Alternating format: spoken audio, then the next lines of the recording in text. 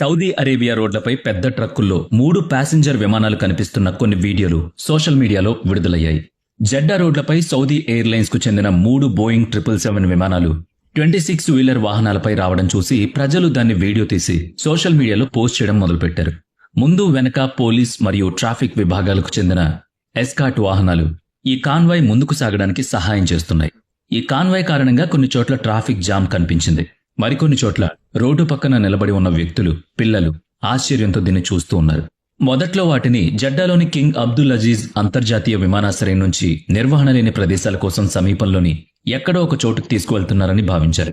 కానీ తరువాత ఆ 3 ట్రైలర్ల చివరి గమ్యస్థానం 100 మీటర్ల పొడవున సౌదీ రాజధాని రియాద్. ఇక్కడి నుంచి అది 850 కిలోమీటర్ల దూరంలో ఉందని తెలిసింది. అవును, ఇప్పుడు ప్రపంచంలోనే సౌదీ అరేబియా బోయింగ్ 777 విమానాన్ని 850 కిలోమీటర్ రోడ్డు మార్గంలో పంపిన మొదటి దేశంగా అవతరించింది. ఇంతకు ముందు ఈ రికార్డ్ 2004లో యూరోప్లో హిత్రో విమానాశ్రయం నుంచి స్కాట్లాండ్ మ్యూజియం ఆఫ్ ఫైట్ కు ఒక గులకరాయిని పంపించినప్పుడు జరిగింది. ఈ ప్రయాణంలో 643 కిలోమీటర్ల దూరం ప్రయాణించారు.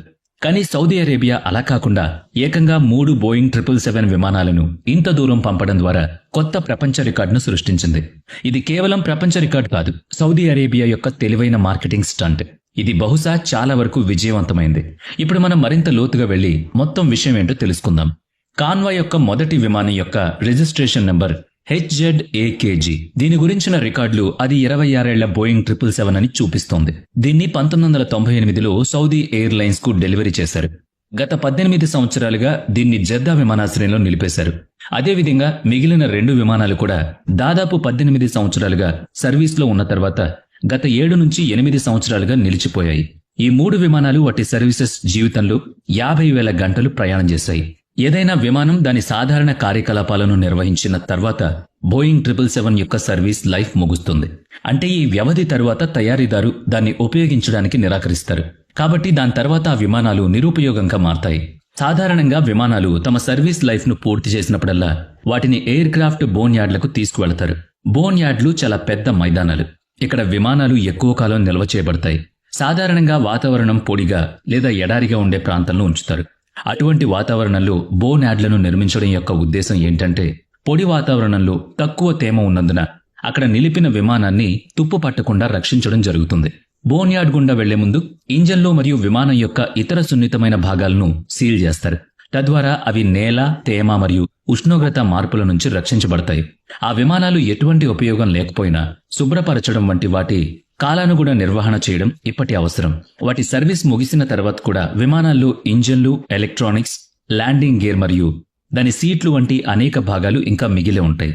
ఈ భాగాలను మళ్లీ కొత్త విమానాలుగా తయారు చేస్తారు.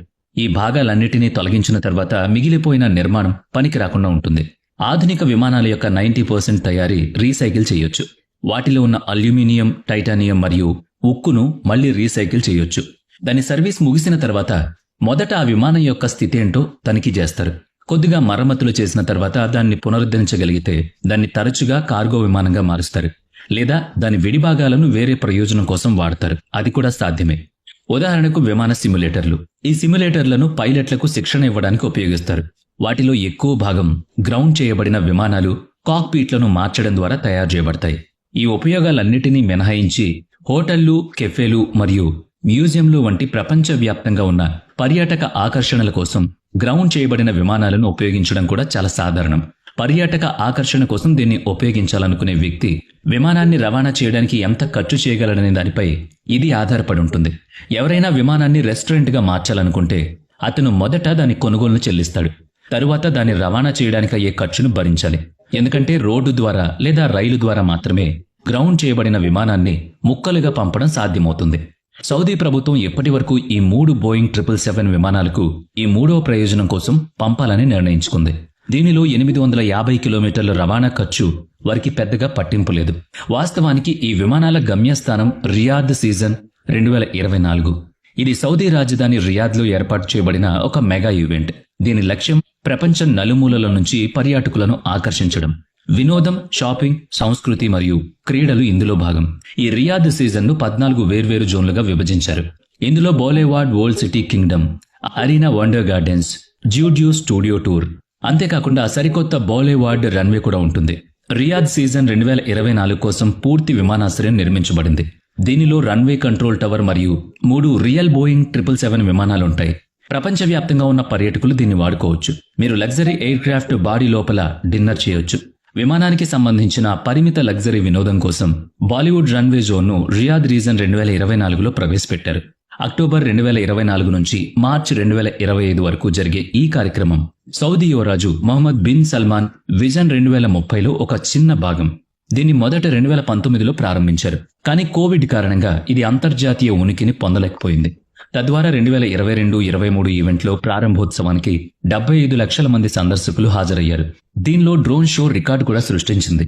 గత సంవత్సరం సౌదీ 50 లక్షల మంది పర్యాటకులను ఆకర్షించడంలో సక్సెస్ అయింది. 2024 సీజన్ కూడా కొత్త రికార్డును సృష్టిస్తుందని వాళ్ళు నమ్ముతున్నారు. 850 కిలోమీటర్లకు 3 బోయింగ్ 777 విమానాలను రవాణా చేయడం కూడా సౌదీ యొక్క మార్కెటింగ్ స్టంట్గా పరిగణించింది. ఇది రియాద్ సీజన్ 2024ని ప్రపంచవ్యాప్తంగా ప్రసిద్ధి చెందించడమే కాకుండా దాన్ని పెద్ద హిట్ చేస్తుంది. సౌదీ అరేబియాకు ఇది ఖ్యాతిని తీసుకురావడమే కాకుండా సౌదీకి కొత్త ప్రపంచ రికార్డును కూడా కట్టబెట్టింది. ఇదంతా కాదని ఎర్ర సముద్రంలో నిర్మించిన దీవుల్లో అంతర్జాతీయ కార్యక్రమాల గురించి మనం మాట్లాడుకుంటే సౌదీ అరేబియా 2025లో ఫార్ములా ఈపీని నిర్వహించబోతోంది.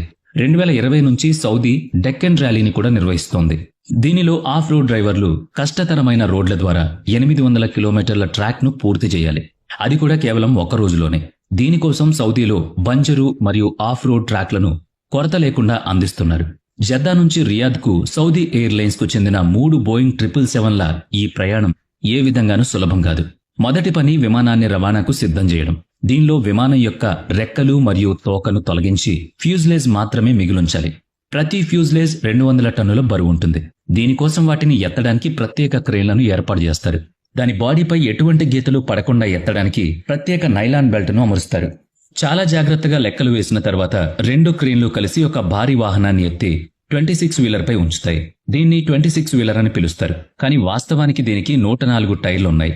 జద్దా విమానాశ్రయం నుంచి రియాద్ కు ఈ ప్రయాణం అంత సులభం కాదు. 100 మీటర్ల పొడవైన టైర్లను ఏ సెకన్లలో మరియు ఎప్పుడు తిప్పాలి, ఈ మొత్తం మార్గాన్ని ముందుగానే ప్లాన్ చేస్తారు. కొన్ని రోడ్లలో సాధారణ ట్రాఫిక్ ను రోడ్ నుంచి తీసేసి ఆఫ్ రోడ్ ట్రాఫిక్ ను వేరే చోటుకు మళ్లిస్తారు. తద్వారా కాన్వాయ్ ఎటువంటి అడ్డంకి లేకుండా ముందుకు వెళ్లిపోతుంది. ముందు మరియు వెనుక ఉన్న పోలీస్ వాహనాలు కాన్వాయ్ ప్రారంభం నుంచి చివరి వరకు క్లియరెన్స్ ఇస్తూ ఉంటాయి. ఈ మొత్తం ఆపరేషన్ గొప్పగా మనందరినీ ఆకట్టుకుంటుంది. చివరికి గమ్యం చేరిన తర్వాత విడదీసిన రెక్కలను మళ్లీ కలుపుతుంది. ఇది 10 రోజుల ప్రాసెస్. ఇందులో రాత్రులు కూడా ఉన్నాయి. మొత్తం మీద సౌదీ అరేబియా తన విజన్ 2030 గురించి చాలా ఖచ్చితంగా ఉంది. దీనికోసం రాబోయే రోజుల్లో ఇలాంటి విన్యాసాలు చాలా కనిపించే అవకాశం ఉంది. కానీ సౌదీ అరేబియా నిజంగా దుబాయ్ పర్యటనతో పోటీ పడుతుందా?